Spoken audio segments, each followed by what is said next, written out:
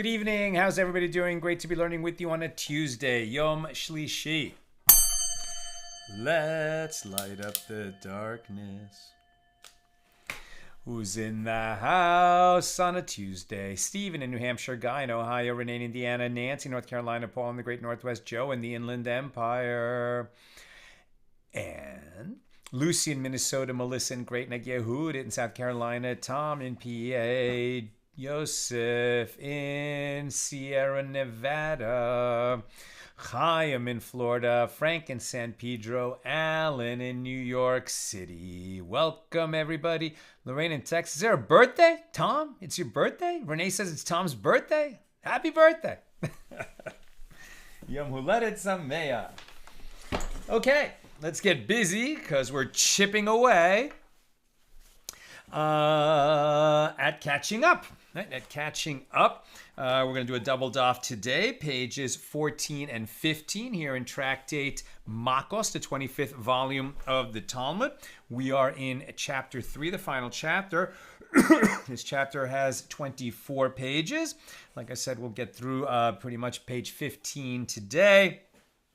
Keep doing doubles whenever we can. We're basically 13 pages behind right now, 13 pages. But we'll get there. Okay. We've been talking about lashes. When are lashes administered? When are they not? We're picking this up down near the bottom, pretty close to the bottom.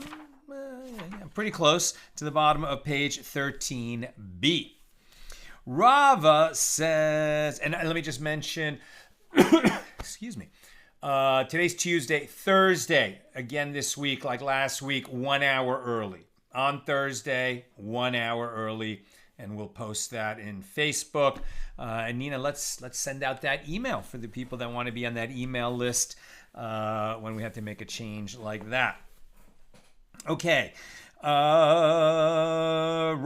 says, with regard to the dispute between Rabbi Yishmael and Rabbi Akiva, if the witnesses or other onlookers forewarn him that if he performs the transgression, he will be sentenced to death, everyone, even Rabbi Yishmael, agrees that he is not both flogged and executed. So when they disagree, it is in a case where they forewarned him that he will be sentenced to lashes. So Rabbi Yishmael maintains that with regard to a prohibition in the Torah, that potentially serves as a mandate for court-imposed capital punishment, one is flogged for its violation in a case where there is no actual death penalty. And Rabbi Akiva maintains that with regard to a prohibition in the Torah that potentially serves as a mandate for a court-imposed, right, earthly court, capital punishment, one is not flogged for its violation even if no death penalty is imposed, as that prohibition is punishable only by death. Right? So this is, remember, a system where imprisonment is not part of it. Right? Imprisonment was used maybe to hold someone for a trial or very specific situations. But generally speaking, if you think about the American jurisprudential system, I mean, the basic punishment is jail, prison, right? A certain amount of time in prison. That's not part of this system. So what's interesting is it might be a death penalty offense. If it's death penalty, there's two kinds, right? An irreligious person would say there's only one, but a pious person would recognize that there can be death at the hands of the earthly court or death at the hands of the heavenly court, right? So charis, excision, death at the hands of the heavenly court, which we don't know when or how it's going to be imposed. We just know that the Torah says that for certain kinds of transgressions, that soul shall be excised. Might mean some terrible loss in the world to come. Might mean a shortening of life in this world, but we don't know exactly. Death at the hands of an earthly court. Okay, that's the death penalty that we talked about extensively in Tractate Sanhedrin. 4 different kinds of death penalties, but death penalties nonetheless. Now, we also know that courts are reluctant to issue a death penalty, but it happened from time to time. The question is lashes, right? That next level down is lashes. So generally speaking, if somebody violates a negative prohibition, which if he did it intentionally, he would receive charis, and if he did it unwittingly, he would have to bring a sin offering. So if he does it intentionally, he does get lashes. He does get lashes, right? That's by Torah law. Now, there's also lashes by rabbinic law for violating rabbinic prohibitions, but we're not talking about that right now. The question is, somebody who gets a death penalty offense, or at least, a law that if there was warning and witnesses, etc., and forewarning by the witnesses, or at least by someone in the presence of the witnesses, would result in a death penalty. Well, what if we establish that this person did it, but we can't impose the death penalty, for example, because there was no forewarning? Would we apply lashes? Right, so Rabbi Yishmael would say yes. Rabbi Yishmael would say yes. He would get the lashes, and even if we are imposing the death penalty, he would get both the lashes and the death penalty. But certainly, if we're not going to actually impose the death penalty, he would get the lashes. Rabbi Kiva says no, because the punishment for that transgression is death penalty. Lashes are not mentioned, and therefore it's not like just a sort of lower grade penalty that we apply in the absence of the death penalty. If both death penalty and lashes could apply, then even if we don't apply the death penalty, we don't apply the lashes. Okay, so the Gemara asks, and according to Rabbi Akiva, if so, with regard to those liable to receive charis as well, they violated a prohibition in the Torah that serves as a mandate for charis, right? Death at the hands of the heavenly court, not for lashes. And we should just keep in mind in today's entire discussion that just what kinds of, when we're talking about these kinds of serious transgressions, the Torah will usually have 2 separate provisions. One where it says, this is prohibited. And another where it says, if you do this, this punishment will result. Right? So there's the prohibition and the punishment. And generally speaking, those occur in separate verses. So let's see what goes on here. Right? So if we have a prohibition and we have the punishment that it would be charis, okay, well, the punishment that is charis, that's the mandate for a death penalty. It's death at the hands of the heavenly court, but since it is a kind of death penalty, why would we apply lashes if lashes are not specifically mandated by the Torah in addition to charis? Why? Right, according to Rabbi Kiva, if so, with regard to those liable to receive charis as well, they violate a prohibition of the Torah that serves as a mandate for charis and not for lashes. So Rav Mordechai says to Rav Ashi, this is what Avimi from Hagronia said in the name of Rava. Those liable to receive charis do not require forewarning, as in the case of one who fails to fulfill the positive mitzvah, thou shalt, as opposed to thou shalt not. Those who fail to fulfill the positive mitzvah of the Pesach, right, bringing the paschal sheep or goat when the temple was standing, and you have to go to Jerusalem and eat the paschal offering, sacrifice it and eat part of it, and circumcision. Again, right, that's something that you shall do. You shall circumcise your son. So if you fail to do that, the Torah punished them with charis, even though it did not warn that it is prohibited to fail to fulfill the mitzvah. Right? So interesting, you shall do this. And later it says, and later it says, and if you don't do it, charis. But it never said, do not fail to perform this positive mitzvah. It just said, do it. And if you don't do it, charis.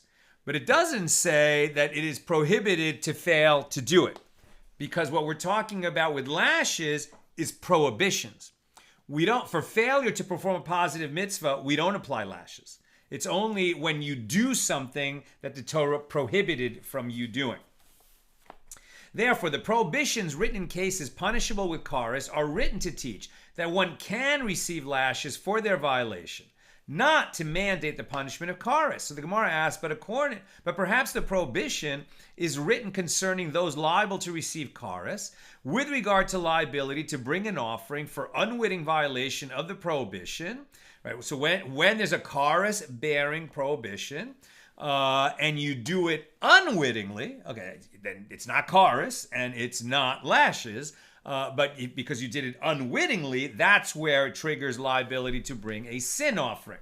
Sadly, we haven't had a temple in 2,000 years, so when we unwittingly violate such prohibitions, we pray and ask forgiveness and try to make an atonement, but we're not able to bring a sin offering in a situation where we would have when the temple was standing. Right, so the Gemara asks, but perhaps the prohibition is written concerning those liable to receive charis with regard to liability to bring an offering for unwitting violation of the prohibition, not to teach that the transgressor will receive lashes. As for failure to fulfill the positive mitzvah of the bringing the Pesach or circumcising one's son, for which there is no biblical prohibition, right? It's just, this is something you shall do. It doesn't say that thou shalt not fail to perform this positive mitzvah. So there is no prohibition, and therefore one does not bring an offering. Now the Gemara rejects this suggestion. There, with regard to the Pesach and the circumcision, that is not the reason that one does not bring an offering. Rather, it is due to the fact that all the mitzvahs in the entire Torah, whose unwitting violation requires the transgressor to bring a sin offering, are juxtaposed to and likened to avodah zarah, idolatry, right? Thou shalt not make a graven image and worship it, right? You shall not worship false gods. That's definitely a negative prohibition.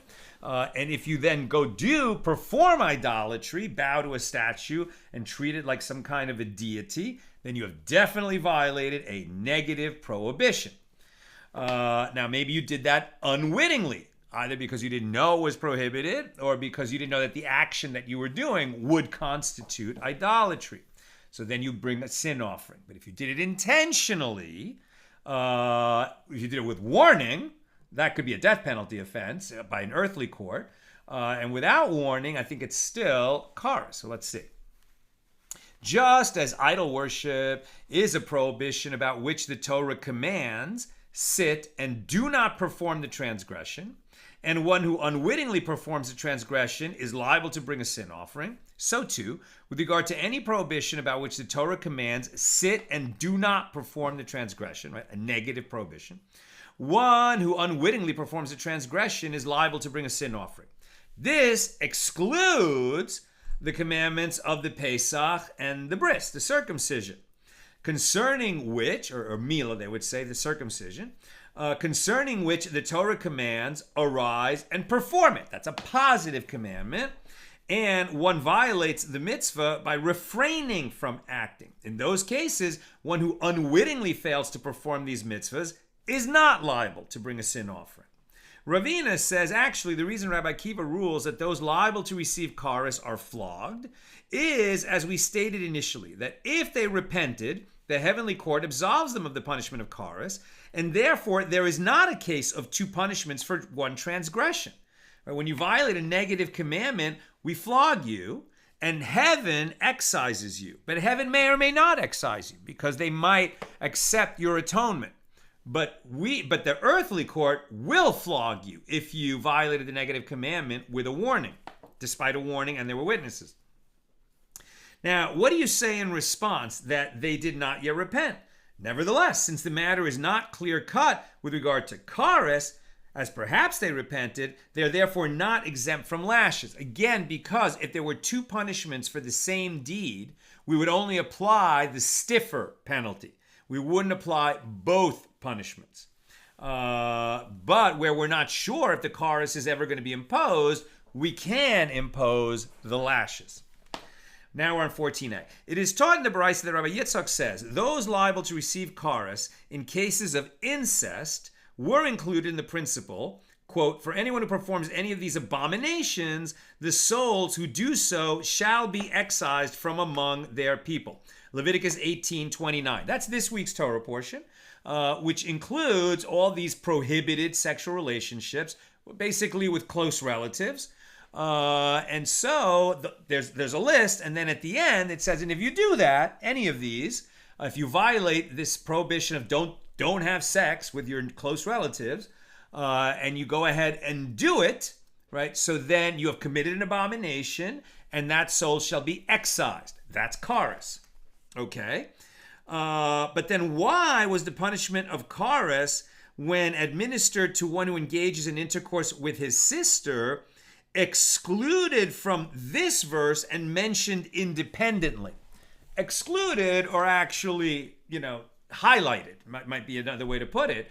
So it says there's a long list, and you shall not sleep with your sister, and you shall not sleep with your father's sister, and your mother's sister, and your aunt, and etc., all these different people. And then it says, and if you do any of these things, you get kares.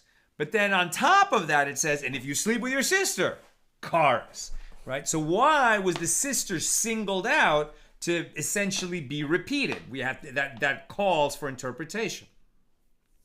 Why? It is to sentence him to be punished with kares and not to be punished with lashes, according to this argument. It was singled out to say, no, if you violate something that has kares,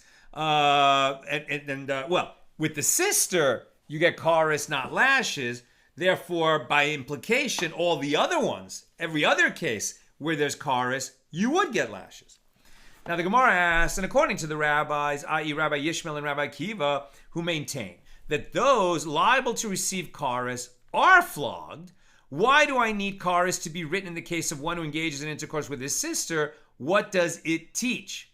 And the Gemara answers, it teaches to divide the various prohibitions of sexual intercourse with forbidden relatives, and is in accordance with the statement of Rabbi Yochanan, as Rabbi Yochanan says, that if one performed all the transgressions described in the passage in the Torah, enumerating forbidden relatives during one lapse of awareness, he is liable to bring a separate sin offering for each and every one, as one is liable to receive kares for each and every one of them. Okay? So maybe, you slept with two of your aunts who have the same relationship with you. They're both your father's sisters. This is prohibited, and if you do it, that is kares. And so if you do it unwittingly, so you have to bring a sin offering. But it was the same thing, and you didn't know that this was prohibited, and you did the same thing with two different people. So it's just one sin, though. It's the same sin twice. So do you bring a separate sin offering? Yes, because two different people. What if you did it twice with the same person? That, in one lapse of awareness, might only be one sin offering. But with two different people, even though it was the same lapse of awareness, it would require two separate sin offerings.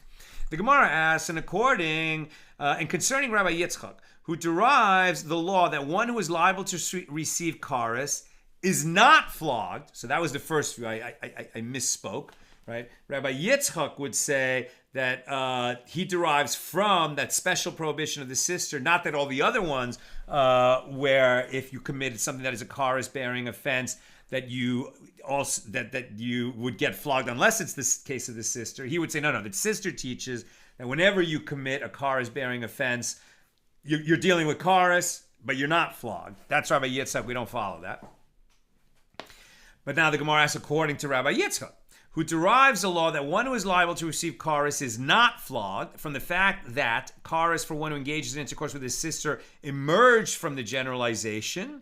So from where does he derive the concept to divide the various prohibitions? And the Gemara answers, he derives it from the verse written with regard to a menstruating woman, a nida, where it says, and quote, and to a woman in the separation of her impurity you shall not approach, right? A Jewish man is not permitted to sleep with a menstruating woman. It doesn't matter that she's his wife. Well, during her time of the month and for until she's counted 7 clean days afterward and immersed in the mikvah, they are not permitted to even touch each other. Now, from the superfluous expression, and to a woman, Rabbi Yitzchak derives that one is liable for intercourse with each and every forbidden woman, not just the case of the nida, but that these are all considered separate cases. Now the Gemara asks, and with regard to the rabbis as well, let them derive the division of the prohibitions from this verse, rather than from the fact that charis for one who engages in intercourse with his sister emerged and was treated separately from the generalization. So the Gemara answers, yes, it is indeed so. They derive division from the verse with regard to a nida. But rather, the question again arises, why do I need charis to be written in the case of one who engages in intercourse with his sister? What does it teach? And the Gemara answers, it teaches to render him liable to bring 3 separate sin offerings for engaging in intercourse with his sister and with his father's sister and with his mother's sister during a single lapse of awareness. And the Gemara asks, well, isn't the fact that he's liable to bring 3 sin offerings obvious? The actions were performed with separate bodies, i.e. 3 different women. And those actions violated the names of 3 separate prohibitions. No derivation is required, right? Because the Torah says, you shall not sleep with your mother's sister, you shall not sleep with your father's sister, and you shall not sleep with your sister. So obviously if he did that, even in all one lapse of awareness, unwittingly, he would have to bring 3 sin offerings, 1 for each of those women that he had prohibited sex with. So what are you teaching us now? So rather, it is to render him liable to bring 3 separate sin offerings for engaging in intercourse with his sister, who is also his father's sister and who is also his mother's sister. And the Gemara inquires, and how can you find such a circumstance? What? How can a man sleep with his sister, and his sister is also his aunt on his father's side, and that same woman is also his aunt on his mother's side? Huh? And the Gemara answers, this could happen in the case of a wicked person, the son of a wicked person. How so? If a man engages in intercourse with his mother, and she bears him 2 daughters, and he then engages in intercourse with one of the daughters, and fathers a son, then that son could engage in intercourse with the other daughter, who is his half-sister through his father, as well as being his father's half-sister and his mother's half-sister. May we never meet such a family.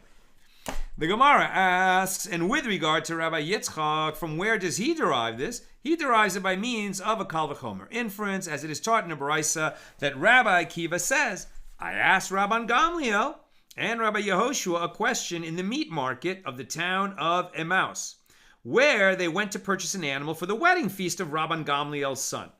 And Rabbi Akiva asked, in the case of one who engages in intercourse with his sister, who is also his father's sister, and who is also his mother's sister, what is the law with regard to bringing a sin offering? Is he liable to bring only 1 sin offering for engaging in intercourse that violated all the prohibitions? Or is he liable to bring a sin offering for each and every prohibition that he violated when he engaged in intercourse with that woman? Answer, a separate sin offering for each of these identities, even though it was all with one woman. He violated 3 different prohibitions, and you bring 3 separate sin offerings. We're going to skip a little bit in a moment, but first I'll just say, when we hear these kinds of things, because when else in life do we talk about, such stuff, these multiple incestuous relationships all being violated, one lapse of awareness, etc. This just doesn't come up for most people in daily conversation. But, for the sages, when they engage in this kind of a conversation, they're not in the least bit thinking like, oh my God, that's disgusting. When could that happen? I hope I never meet a person like that. They're just thinking, what is the law? Right? What is the law?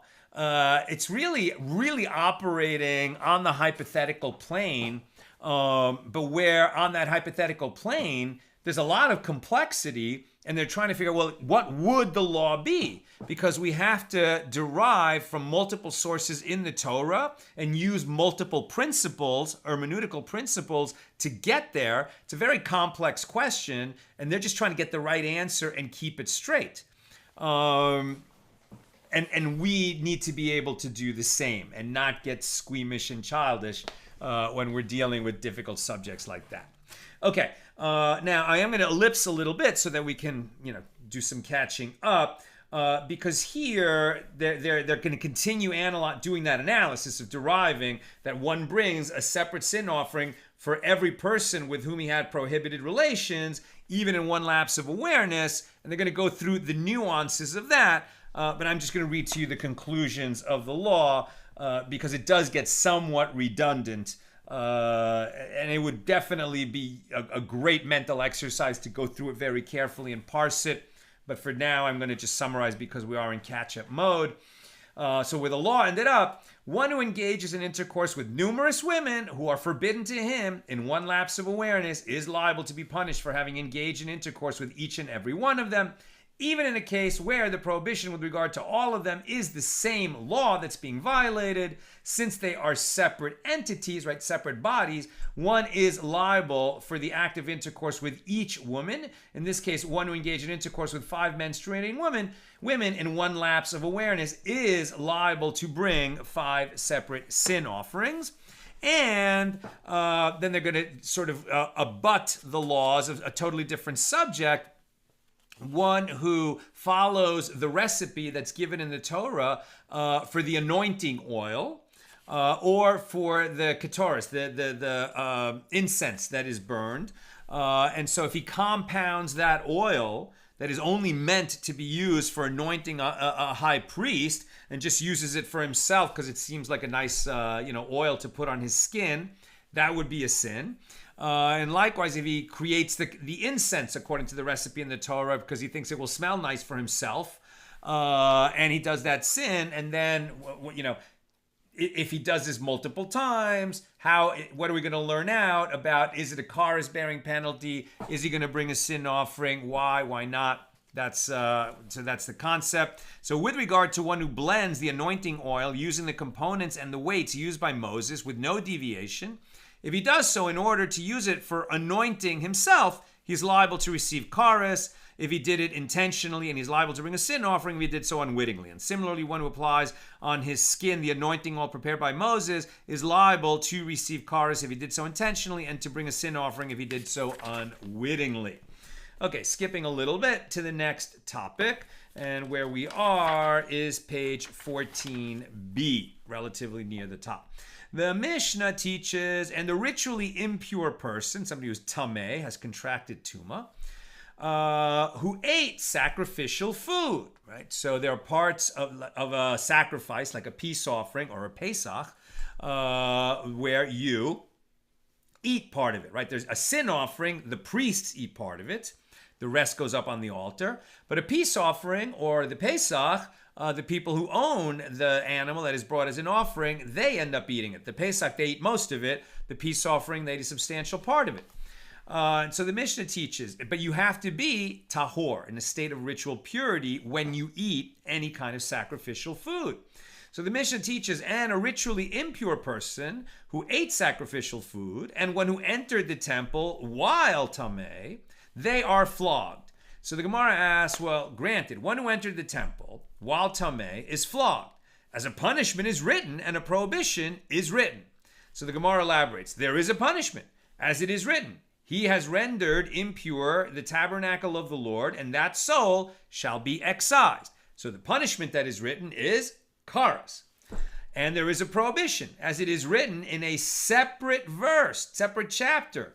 The first was Numbers 19:13. Now in Numbers 5:3, it says, and they shall not they shall not render the camp impure. Right? Meaning that a person who is impure cannot enter these areas. But with regard to a ritually impure person who ate sacrificial food, granted, a punishment is written, and that soul that eats from the flesh of a peace offering that pertains to the Lord, and his impurities upon him, that soul shall be excised. Karas. But from where is a prohibition derived? Now, obviously, it's implied by the punishment, but we're always looking for a separate verse to state the prohibition than the verse which states the punishment. So Reish Lakish says the prohibition is derived from that which is written with regard to a woman after childbirth who has not yet completed the purification process. No consecrated item shall she touch. And the reference is not merely to touching, but to eating.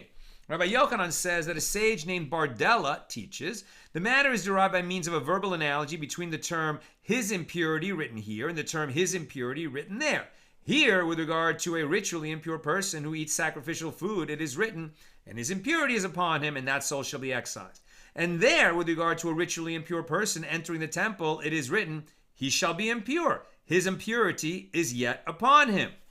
Just as there, with regard to a ritually impure person who entered the sanctuary, there's a punishment and there is a prohibition, as noted earlier, so too, here, with regard to a ritually impure person who ate sacrificial food, it is derived that there is a punishment and there is a prohibition because we're linking, here there's only a punishment, but we're using a verbal analogy to link it to a similar law where there is both punishment and prohibition. So the Gemara analyzes the dispute. Granted, Reish Lakish did not say that the source for the prohibition is a verbal analogy in accordance with the opinion of Rabbi Yochanan, and he did not receive the verbal analogy as a tradition from his teachers, and one may not derive a verbal analogy on his own. We don't do that, right? The verbal analogies that the sages used to derive certain laws, those were derived a long time ago, and then at a certain point that was cut off. I think the sages of the Mishna could do it. Beyond that, the Amoraim, the sages of the Gemara, do not bring down their own verbal analogies. But what is the reason that Rabbi Yochanan did not say that the source of the prohibition is the verse, no consecrated item shall she touch, in accordance with the opinion of Reish Lakish, as that appears to be a more straightforward source? And the Gemara answers, Rabbi Yochanan could say to you, that is not a prohibition for partaking of sacrificial food in a state of impurity. Rather, that prohibition teaches that you may not partake of terumah in a state of impurity. Terumah is consecrated food, but it's the first tithe, the first 2% of produce that's given to a priest. Now, both the terumah and the priest have to be in a state of purity when the priest eats it, but that's not sacrificial food. Right now, we're talking about sacrificial food. So the Gemara asks in Reish Lakish, from where does he derive a prohibition against partaking of terumah in a state of impurity? The Gemara answers, he derives it from that which is written. Any man from the descendants of Aaron, right, priests, who is a Mitzorah or a Zav, may not partake of the sacred food until he will be pure. Leviticus 22:4. So the phrase descendants of Aaron indicates that the prohibition applies to all descendants, including women. So what then is an item whose status is equal with regard to all descendants of Aaron, as opposed to certain sacrificial foods that may be eaten only by males? You must say it is terumah. And the Gemara asks, and according to the other opinion of Rabbi Yochanan, what is derived from this verse? And the Gemara answers, this verse serves to prohibit partaking of terumah while impure. And that other verse, no consecrated item shall she touch, serves to prohibit touching terumah while impure. One is eating, one is touching. The Gemara asks, and according to Reish Lakish, does this verse, no consecrated item shall she touch, come to teach this prohibition concerning eating sacrificial food? He requires that verse in order to derive the prohibition of a ritually impure person who touched sacrificial food. As it was stated that there is a dispute among the Amoraim, the sages of the Gemara, with regard to a person who is tameh, who touched sacrificial food. So Reish Lakish says he is flogged. Rabbi Yochanan says he is not flogged. And the Gemara explains, Reish Lakish says, he is flogged, as it is written, no consecrated item shall she touch. Rabbi Yochanan says he is not flogged, because it is to teach a prohibition for touching terumah that this verse comes. Without a prohibition and a punishment, both spelled out, we're not going to apply the corporal punishment of lashes. Higher barrier, to imposing such a punishment than, for example, monetary damages. Just like a death penalty, very difficult to impose, witnesses, warning, etc. Monetary damages don't require warning, lower evidentiary standard. Flogging is, more difficult than money and less difficult than death penalty. The Gemara answers, Reish Lakish derives both prohibitions from the verse. The prohibition concerning a tamei person who touched sacrificial food is derived from the fact that the Merciful One formulates the prohibition with the term touching. And the prohibition for a tamei person who eats sacrificial food is derived because the matter of a tamei person eating sacrificial food is juxtaposed to the matter of entering the temple while tamei, as the Gemara will explain. So the Gemara asks, and still, does the verse come for that derivation?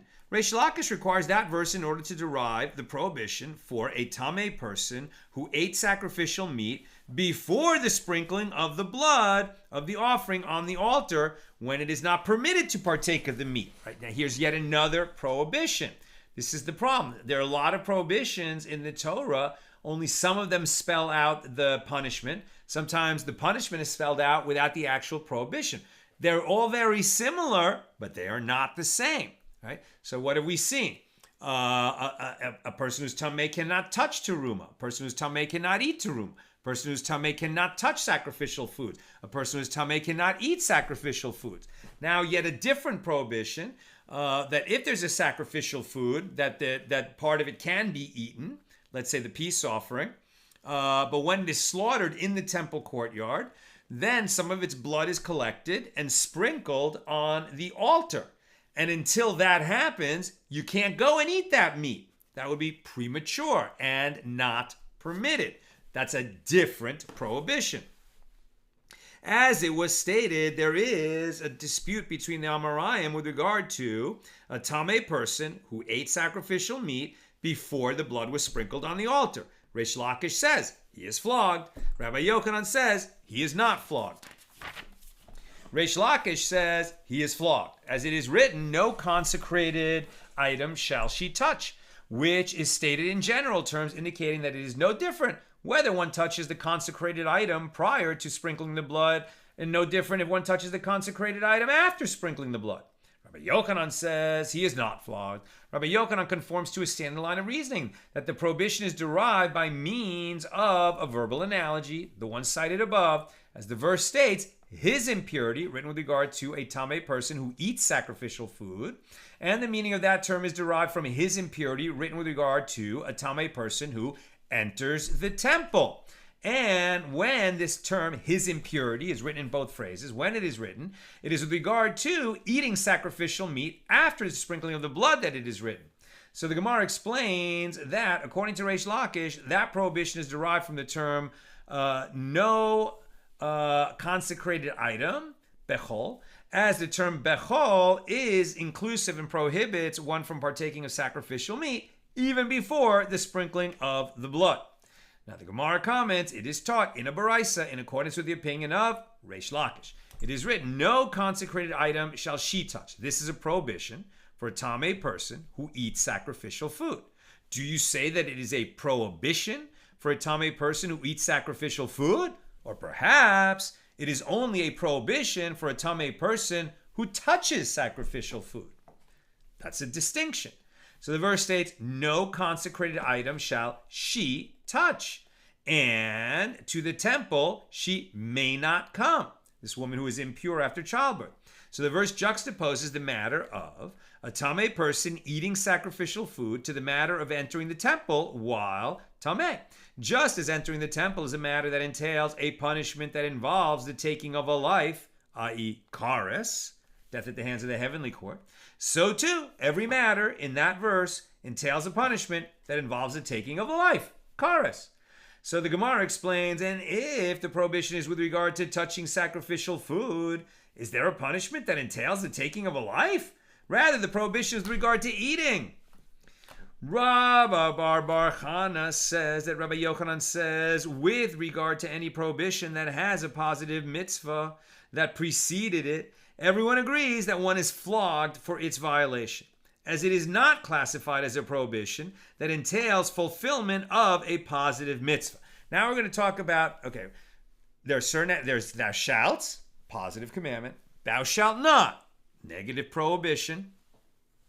We've already said that charis tends to apply where you violate a negative prohibition.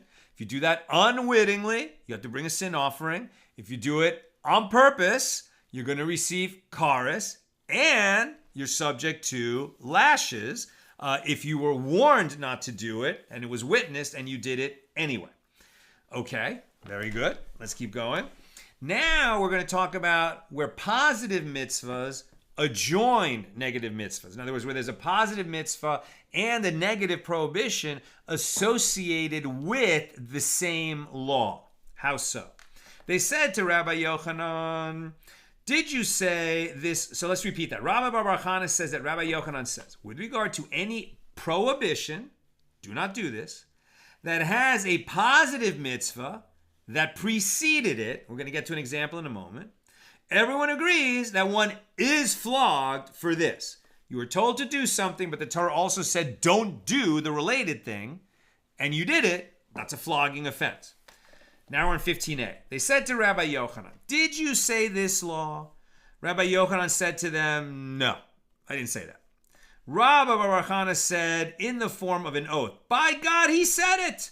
And this law is written in the Torah, and we learn it in the Mishna. It is written, Numbers 5, verses 2 through 4. And they shall send from the camp any man who is a mitzorah and any zav. Right? The mitzorah, who once he's deemed a mitzorah, that he has tsaras, by a Kohen, then he has to go outside the camp, right? Because being in the camp is an affront to the camp, right? So the mitzorah himself has a prohibition not to be in the camp, right? So he has to remove himself from the camp. That's a positive commandment. Or you could say it's on the members of the camp, the people of the city or the people of the encampment in the wilderness. They have to make sure he leaves. That's a positive commandment. The negative is that the mitzorah cannot be in the camp. The positive is make him leave, remove him, or he removes himself, right? So that's the positive commandment associated with the negative prohibition, right? And they shall not render their camp impure. That's negative. And there is the prohibition against rendering the camp impure. And there is a positive mitzvah to send them out of the camp. Since the positive mitzvah precedes and is independent of the prohibition, right? It's mentioned first in the Torah, right? It says, and they shall send from the camp any man who has saras or a zav, and they, that one, shall not render the camp impure, right? So the negative prohibition is stated after the positive commandment. So there is a prohibition against rendering the camp impure, and there is a positive mitzvah to send them out of the camp. Since the positive mitzvah comes first and is independent of the prohibition, at least the way it's stated is independent, one is flogged for the violation of that prohibition. As we learn in the Mishnah, among those liable to receive lashes, one who entered the temple while ritually impure. So the Gemara asks, rather, what is the reason that he retracted his statement and claimed he did not say it? The Gemara answers, it is due to the fact that the law concerning one who rapes a virgin young woman, who is required by Torah law to marry her, if she wants to marry him, he has no choice. She still has a choice. She doesn't have to marry her rapist. But because he rendered her a non-virgin, if she decides, you know what, and now you're going to support me for the rest of your life, because he will never have the right to divorce her. That very different punishment for a rapist. So it is due to the fact that the law concerning one who rapes a virgin young woman who is required by Torah law to marry her, and for whom it is prohibited to divorce her as long as he lives, this is difficult for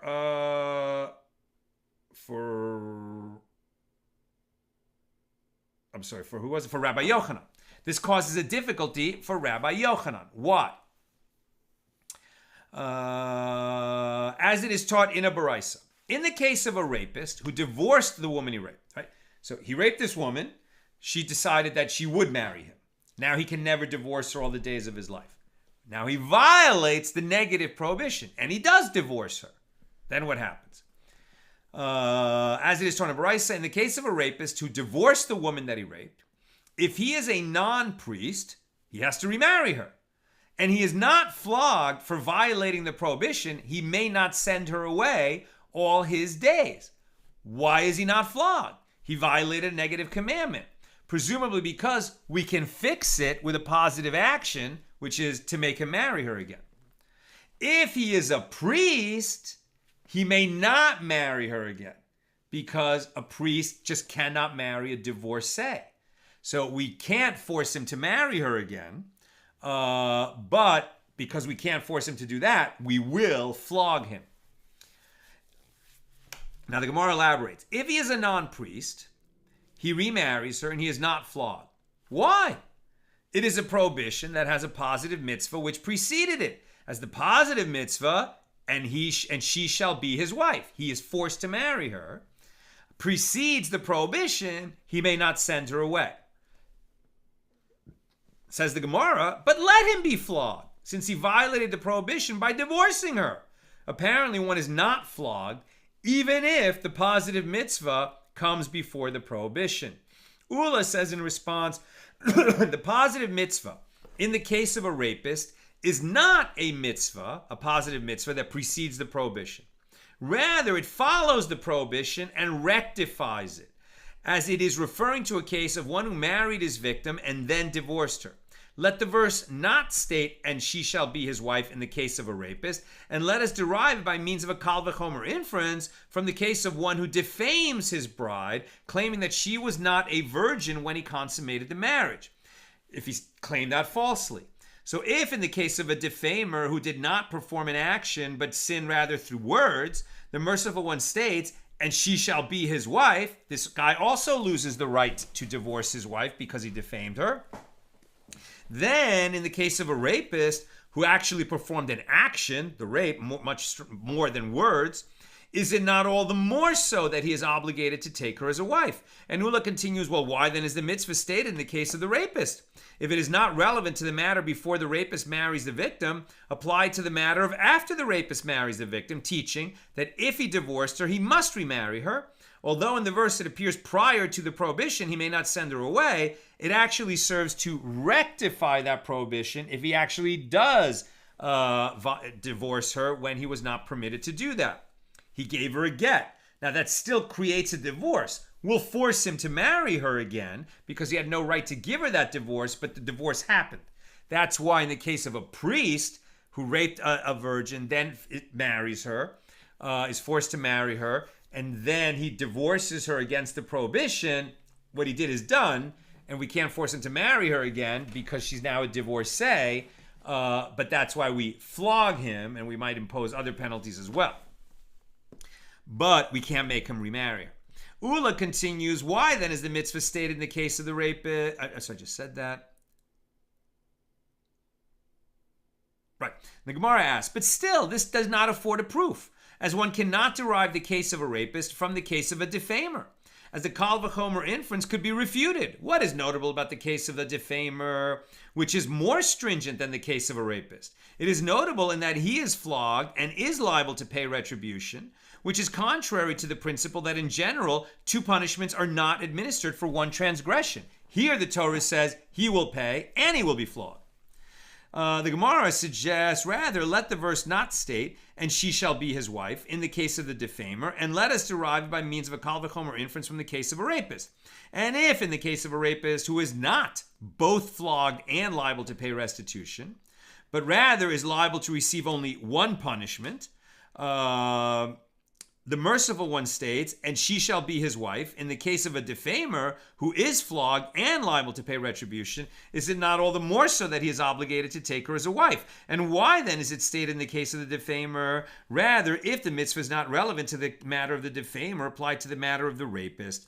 And if the mitzvah is not relevant to the matter before the rapist marries the victim, apply it to the matter of after the rapist marries the victim, and teach that if he divorced her, he must marry her. Although in the verse it appears prior to the prohibition, he may not send her away, it actually serves to rectify the prohibition, as we said before. Now the Gemara asks, but this still doesn't work. Affords no proof, as one cannot derive the case of a defamer from the case of the rapist, either as the Kal V'chomer inference can be refuted. What is notable about the case of a rapist? It is notable in that he performed an action, while the defamer only spoke words. The Gemara suggests rather let the verse not state, and she shall be his wife, in the case of the defamer, because the expression is redundant, as she is already his wife. It would have been, right, the rapist raped her before he was married to her, then they forced him to marry her. The defamer is married to her, and it's on the wedding night when he goes to consummate her, and he claims that she wasn't a virgin when in fact she was. He was lying, and that's why he now loses the right to divorce her forever, and he is flogged, and he has to pay damages to her father, I believe. So rather, let the verse not state, and she shall be his wife in the case of the defamer, because the expression is redundant, as she is already his wife. It would have been sufficient for the verse to state that it is prohibited for him to send her away. Why then is it stated in the case of the defamer? Rather, if the mitzvah is not relevant to the matter of the defamer, apply to the matter of the rapist. And if the mitzvah is not relevant to the matter of before the rapist marries the victim, apply to the matter of after, as we said before. So the Gemara questions that derivation and say instead, and if the mitzvah is not relevant to the matter of the defamer before he marries his bride as they are married, apply to the matter of the defamer himself after they are married, teaching that if he divorced her and violated the prohibition against divorcing her, he is obligated to remarry her. And it teaches that he is not flogged, as the positive mitzvah rectifies the prohibition. But in the case of a rapist, the mitzvah is to marry her after the rape, but there is no mitzvah to marry her after he divorces her, and nevertheless he is not flogged, if we follow this logic, and if this logic is correct, which we're testing. The Gemara answers, yes, it is indeed so. The law is derived with regard to the defamer himself, teaching that if he divorces his bride, he is obligated to remarry her. And in the case of the rapist, the case of the rapist comes and is derived from the case of the defamer, and the same law applies there as well. So the Gemara asks, with what derivation is the case of a rapist derived from the case of a defamer? If it is by means of a Kal V'chomer inference, or if it is by means of an inductive hermeneutical principle known as what do we find, those derivations can be refuted, as we refuted the derivations early in the Gemara. What is notable about the case of the defamer? It is notable that he only spoke words, did not perform an action, and that made these derivations not work. So rather, Rava says, from where is it derived that a rapist must remarry his victim if he divorced her? Because the positive mitzvah rectifies the prohibition, he may not send her away. It is derived from the superfluous phrase, all his days, indicating that all his days, even after he marries and divorces her, he is obligated to arise and remarry her, and is consequently not liable to receive lashes, because we have a positive mitzvah that rectifies the violation of a negative prohibition. And the Gemara adds, and likewise, when Ravin came from Eretz Yisrael to Bavel, he said that Rabbi Yochanan says, all his days he is obligated to arise and remarry her. A positive correction to the violation of a negative prohibition. Rav Papa said to Rava that a question arises with regard to Rabbi Yochanan's statement that one is flogged for violating a prohibition preceded by a positive mitzvah. But isn't its prohibition dissimilar to the prohibition of muzzling an ox while it is threshing grain, which is the paradigm for all prohibitions, for whose violation one is flogged, as no positive mitzvah is stated in conjunction with the prohibition of muzzling, right? You might have thought that it says, you shall not muzzle an ox while it is threshing, and if you do, you remove the muzzle, but it doesn't say that. Once you muzzled an ox while it was threshing, you've already violated this. You violated a negative commandment. It doesn't have a positive commandment associated with it. There is both a punishment and a prohibition. So this is the archetype of you did something you were not supposed to do, you're going to get flogged.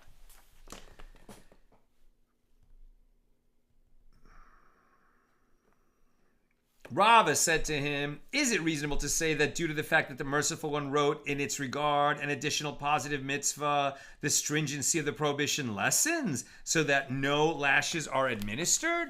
And Rav Papa objected to this claim. If so, with regard to a prohibition that entails fulfillment of a positive mitzvah as well, let us say, is it reasonable to say that due to the fact that the merciful one wrote in its regard an additional positive mitzvah, the stringency of the prohibition lessens so that we do not flog the transgressor?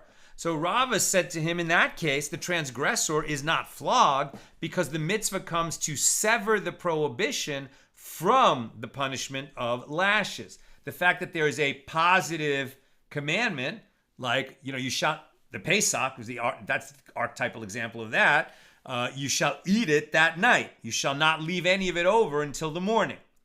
But then if you didn't manage to eat all of it, what do? You burn it. And the Torah says so. You burn it. Because it says what the correction is, it removes that negative prohibition from lashes if it is violated, because the Torah has told you what the correction is.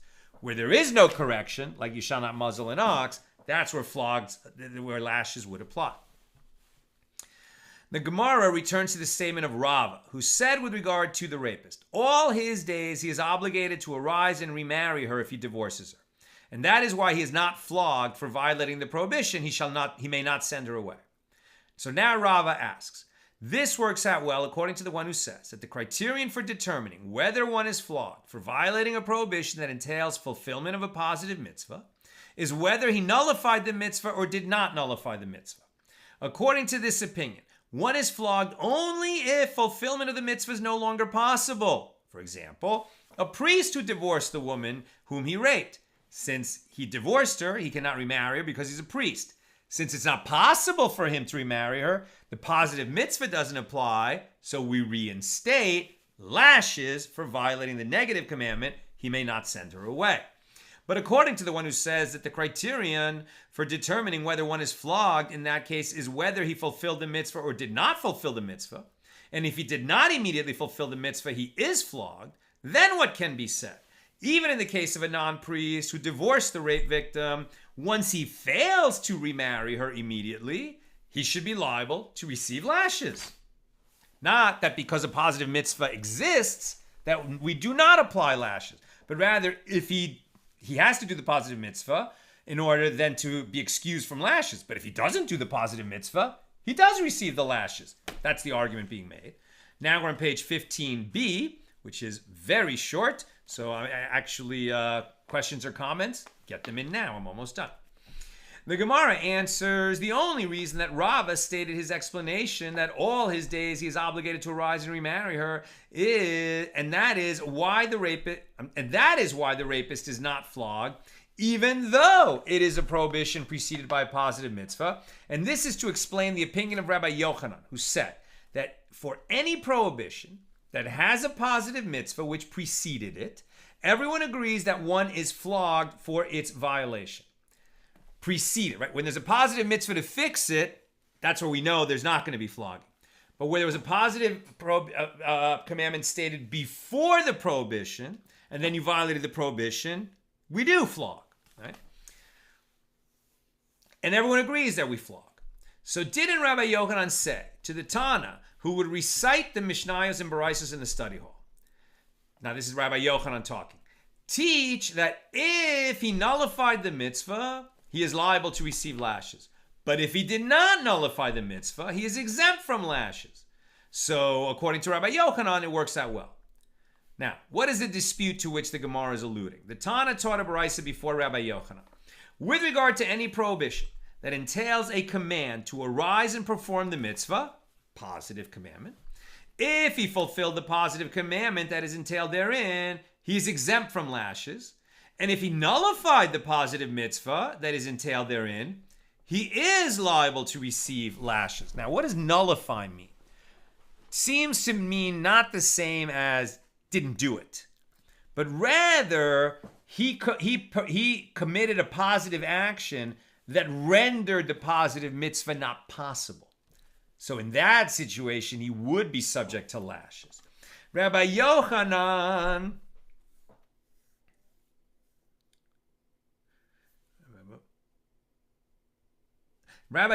said to this Tana who taught that Baraisa, what is it that you are saying? The Baraisa that you recited is self-contradictory. And based on the first clause, if he fulfilled the mitzvah, he is exempt. So apparently, if he did not fulfill the mitzvah, he is liable. And yet, based on the latter clause, if he nullified the mitzvah, he is liable. So apparently, if he did not nullify the mitzvah, he is exempt, even though he failed to fulfill the mitzvah. So rather, you got to teach this in a clearer manner. Teach it like this. If he nullified the mitzvah, he is liable to receive lashes. And if he did not nullify the mitzvah, he is exempt from lashes. And Reish Lakish says the formulation of the Baraisa must be consistent. Therefore, teach it. If he fulfilled the mitzvah, he is exempt. And if he did not fulfill the mitzvah, he is liable. But we don't follow that. Right? The failure to perform a positive mitzvah does not render one liable to lashes. So Rabbi Yochanan's formulation maybe makes more sense. So the Gemara inquires, with regard to what matter do they disagree? They disagree with regard to uncertain forewarning, i.e. forewarning concerning a transgression with regard to which it will not be clarified whether or not his action will render him liable to receive lashes. One sage, Rabbi Yochanan, holds uncertain forewarning is characterized as forewarning. Therefore, even if it is unclear whether the action that the transgressor is about to perform will render him liable to receive lashes or not, he can be forewarned, and if he violates the prohibition in a manner that will render him liable, he is flogged. Right?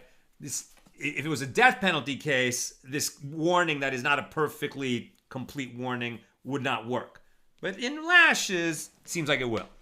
And the other sage, Reish Lakish, holds uncertain forewarning is not characterized as forewarning.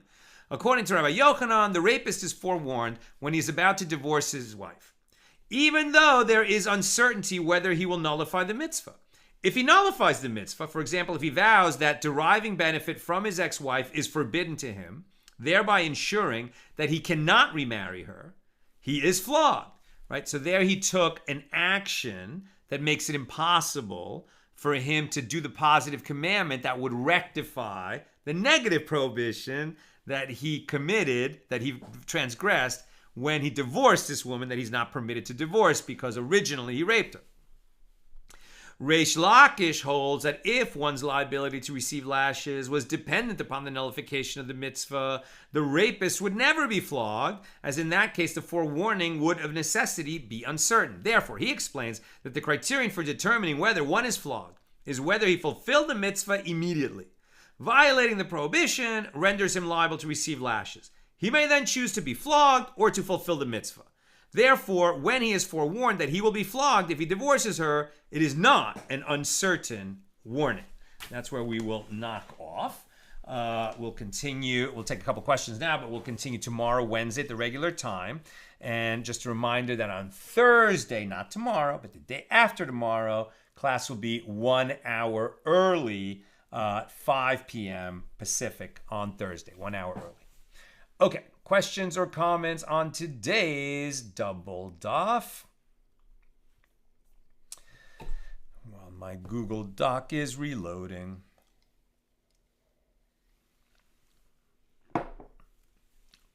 Bell. These situations, the terrible and appalling situations of sexual impropriety, of murder, brings us close to the statement where Moses tells the congregation, these laws are not too far away. They are not abstract laws of heaven, but rather these laws pertain to us here and now. The laws that are given to us address us as human beings.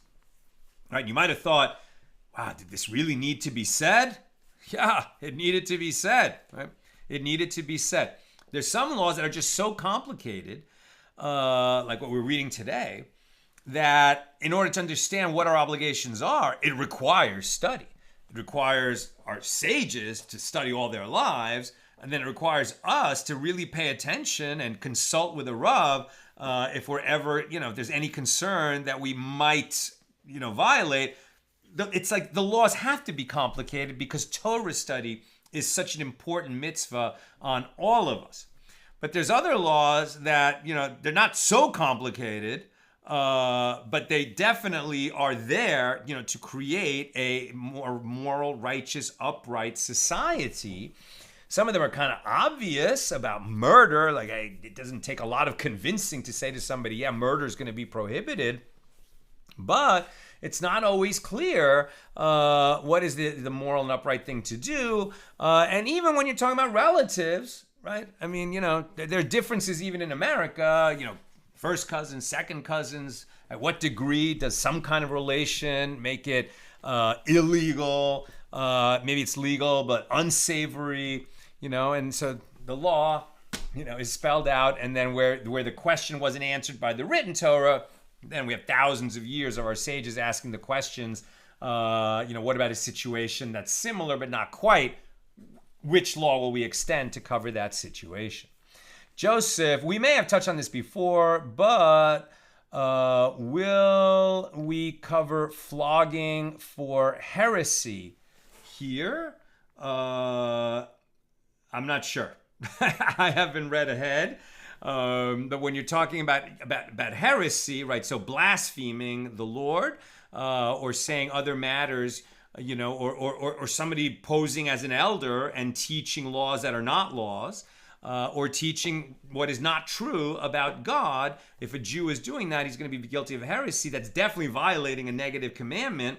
Is flogging going to apply? Yes. What are the nuances of it? Many. That's what I've got for us today.